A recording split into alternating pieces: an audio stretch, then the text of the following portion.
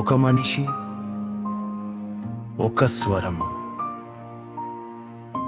ఒక దేశపు భవిష్యత్తునే మార్చింది. డాక్టర్ బిఆర్ అంబేద్కర్ చెప్పారు, చదవండి, పోరాడండి, సంఘటితమవ్వండి. ఇవి కేవలం మాటలు కావు, న్యాయం కోసం ఒక మార్గదర్శకం.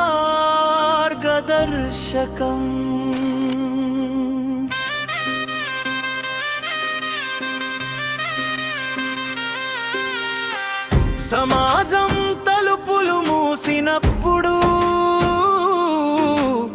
ఆయనే కొత్త తలుపులు నిర్మించాడు. ప్రజలు మౌనం వహించినప్పుడు చరిత్ర కంటే గట్టిగా మాట్లాడాడు. ఈరోజు మీరు సమానంగా నిలబడ్డారంటే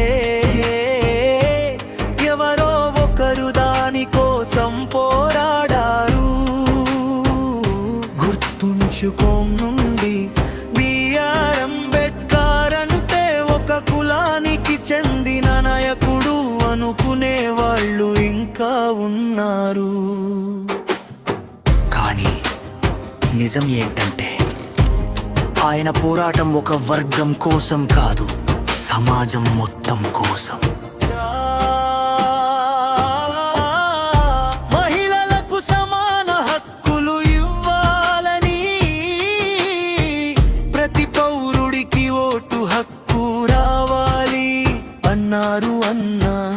అణగారిన వాళ్లకు విద్యా ఉద్యోగాల్లో రిజర్వేషన్లు ఉండాలని,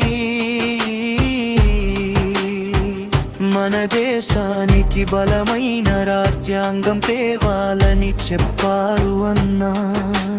ఇవన్నీ ఒక కులం కోసమో ఒక మతం కోసమో కాదు, దేశం మొత్తం కోసం రా.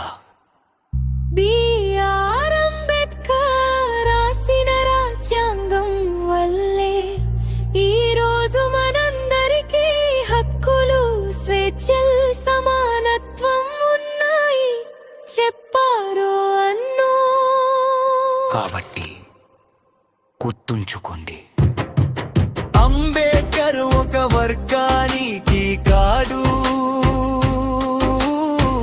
భారతదేశానికి చెందిన మహాన్